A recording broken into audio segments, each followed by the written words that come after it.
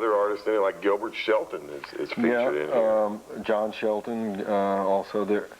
That was a group effort, and a couple of years later, I met Captain Beefheart when he played the Armadillo World Headquarters, and I showed him I gave him a copy of that first comic, and I told him I was getting ready to do another one, and I was planning to use a bunch of other people's work too, and he said, no, just do your own. So that's why the second one had all my own work, except for a drawing that he did of me. And a drawing by Megan Vogel, who was 3 years old at the time and drawn an armadillo. So those were the outside. And you started becoming more and more popular and getting more and more gigs and commercial gigs and things such as, I don't know, I think this was probably the first vegetarian restaurant in Austin, except for maybe Mother Nature's Smoothie Shop or something, was Bag Inn. Bag Inn, yeah. That was on Lavaca. No, at like 8th Street or 7th Street or something Guadalupe, in Lavaca or something, yeah, or Nueces. Nueces, yeah. Nueces and yeah. You, as I remember, you did a menu there that was on the wall, which had like water buffaloes and parrots in full color. And wasn't that the one that got blown up to billboard size and displayed at the Whitney Art Museum in New York? That's right. Your facts you're in line. Is that was like one of your first big? The exhibit at the Whitney was called Oversized Prints. Put that back up, please, Dave. And for the Oversized Print show, they had 9 different artists do billboard prints, and then they put them up around the city. And here's one of my favorites here.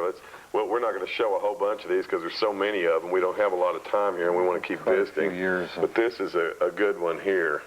The Flying Burrito Brothers, where he's got a lot of fun. Orville and Wilbur Burrito. Shall I read the bottom? Yes, please. Let's see. It says, the famous first flight of Trans Armadillo Airways, famous first heavier-than aircraft made of 2 giant enchiladas.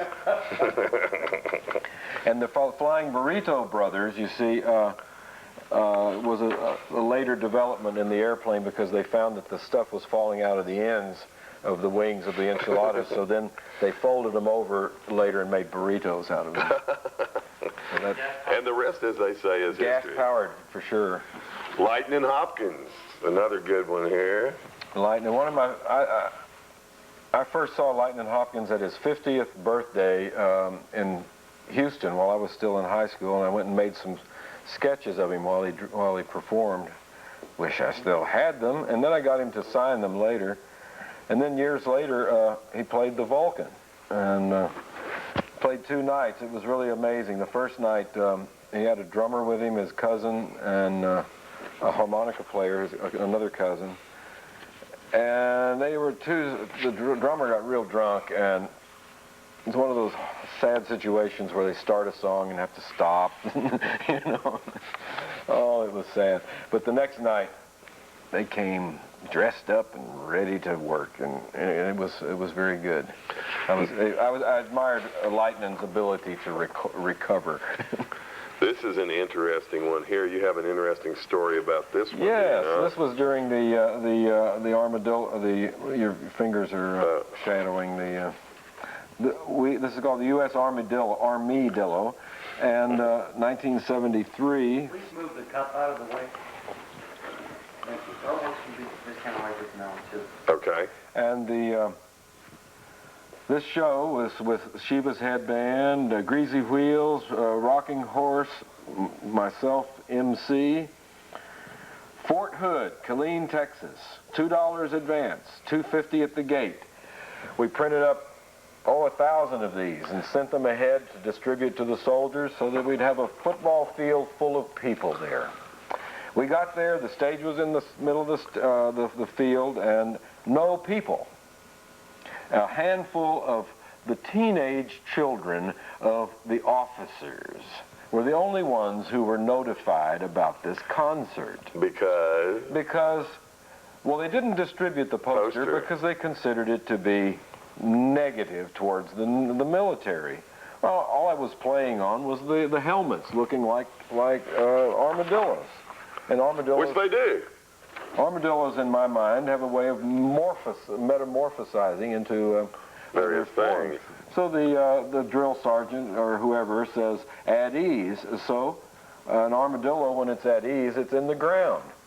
So the helmets become armadillos and then bury themselves. So they kind of dig in at the same time. Now, what's so negative about that?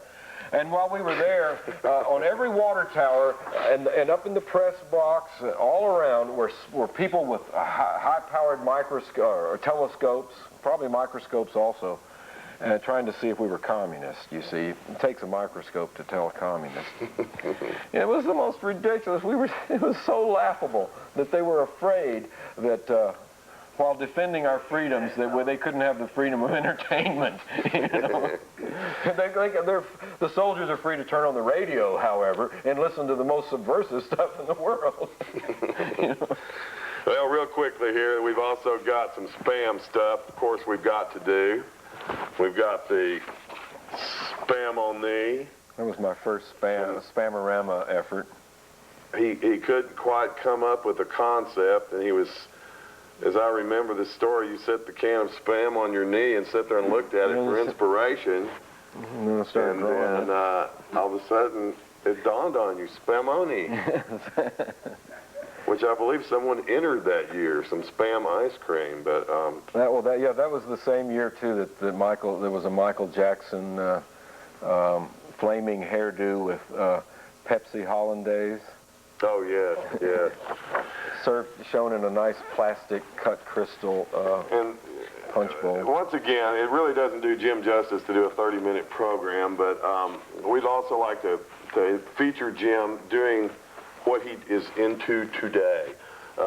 He's also into some really advanced concepts, recombinant art, which we're not going to get into the complexities of that, but it's very fascinating. It's one of my favorite things that you've done.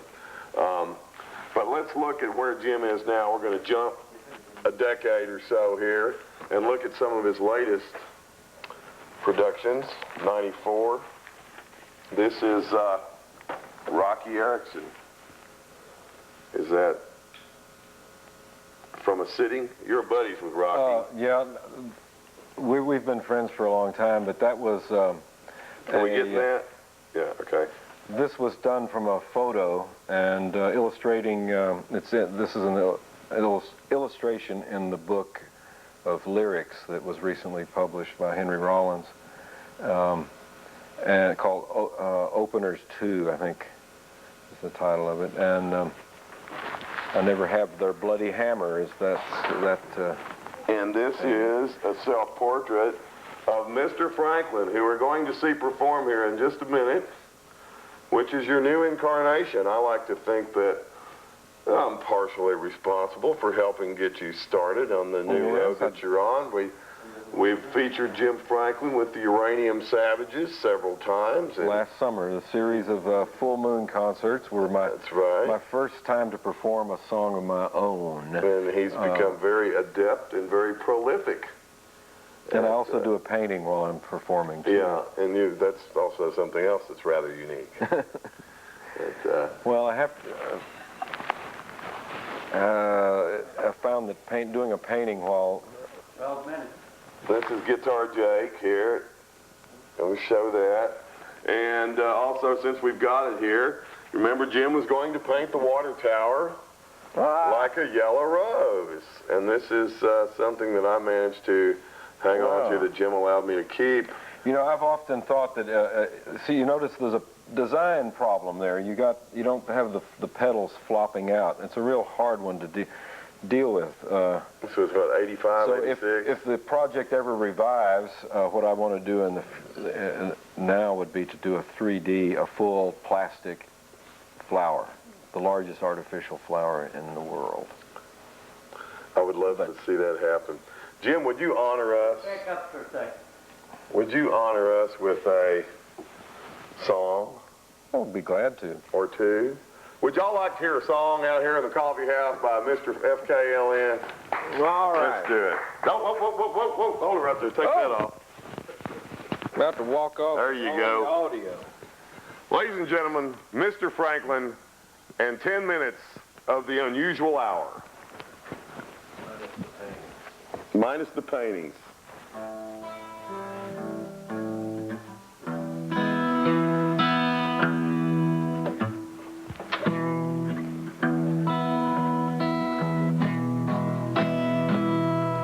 When Frank Sinatra is in a bad mood, half of Nevada comes unglued. The rest of Nevada starts acting rude. When Frank Sinatra is in a bad mood. Now Nancy Sinatra said, these boots are made for treading water. You need 'em if you're Frank Sinatra's daughter. Frank Sinatra is in a bad mood. Half of Nevada comes unglued. The rest of Nevada starts acting rude when Frank Sinatra is in a bad mood.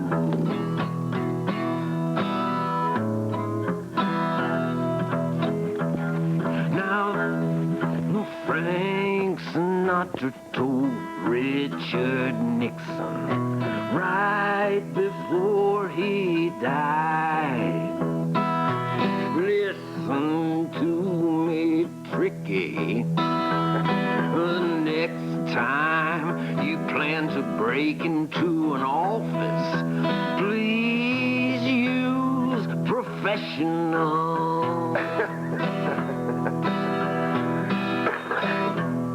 Well, Henry Kissinger heard what Frankie said to Tricky Dicky,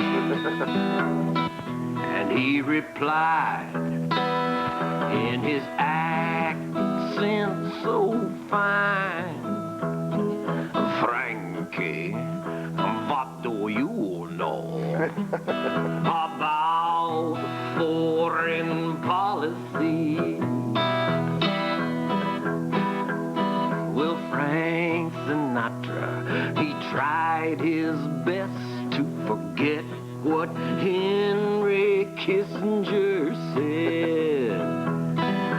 Frankie, what do you know about foreign policy?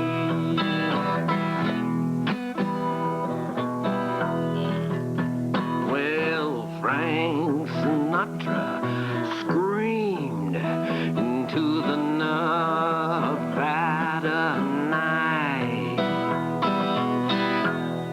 My ancestors came from a foreign country. I've got foreign policy in my blood. Foreign policy flows through these veins. Well, he tossed and turned and tossed and turned in his sleep at his lakeside resort in Nevada. When Frank Sinatra is in a bad mood, half of Nevada comes unglued.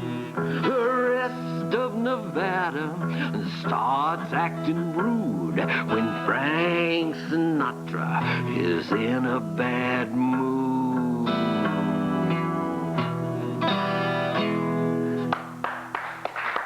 All right.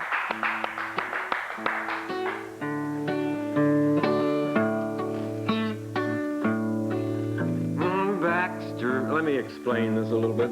This song is about a dog that was purchased or claimed from the ASPCA by Joe Carroll Pierce and Guy Juke after they were married and they decided they needed a live-in companion.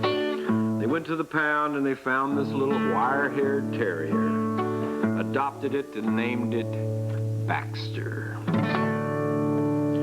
Well, Baxter is a canine with a fine-tuned nose. He can pick out a bone any place around the home. He ain't so sexy, he don't like to pose, but he can tell the difference between a rose and Joe Carroll's sheer black pantyhose.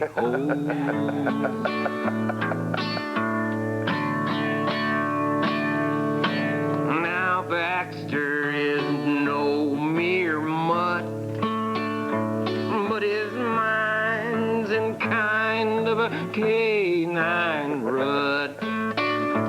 When it comes to chewing, his preference shows, 'cause he's choosing to do his chewing on Joe Carroll's sheer black pantyhose.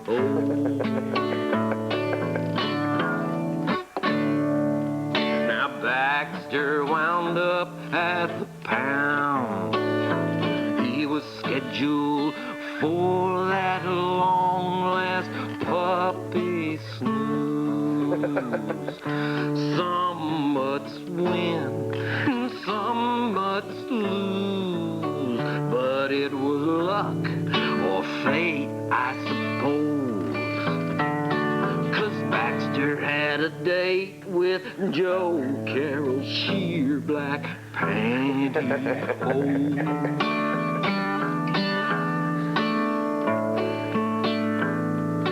Baxter is a real true dog, a red, white, and blue dog. He held up real well under intensive interrogation, but he would not confess to how he disposed of Joe Carroll's sheer black pantyhose. All right. We have time for one more, or are we running short? 3 minutes. You got a shorty? Every single statement that you made before staples my wing to the pavement, tacks my lung to the floor. I'm just a specimen in your collection, an object of pride, a pearl in the handle of the pistol at your side. I'm just an ornament in your armament. I feel the warmth of your grip, the squeeze of your trigger. My heart is the head of a nail, the focus of your hammer. You slide the gate, you turn the key, you lock me in your slammer. I'm your prisoner, you're my escape. All right. Mr. Franklin. Thank you, folks, for joining in with us for this edition of the Austin Coffee House. Jim, would you like to join us here for a second? We've got just a minute left. Jim can be seen. I don't know when this show will be broadcast, but he's at Steamboat every Sunday night. Is that still happening? That was the month of June. Where will you be now? Will you be somewhere in August? We're working on lining up Okay. some things right now. Look for Mr. Franklin's Unusual Hour. He's backed up by the Tejana Dames. A full orchestra. Full orchestra featuring some of Austin's best musicians. He pops in with several other bands here and then, now and again. It's ironic. Austin's worst musician playing with Austin's best. And Austin's uranium savages, too. Amigas y Chiquitas, Grosso and Kleiner Freunde, big little friends. Keep them running, flying, swimming, jumping. Support your local artists because they're your buddies. This is Dave Arnsberger saying, see you next week on Austin Coffee House. Shake hands. Thank you, Jim. Thank you. Appreciate you Thank you, coming out this David. evening. Thank you, David. Here, I'm going to give you some money. Uh-oh. We'll make this a tradition here. Yeah.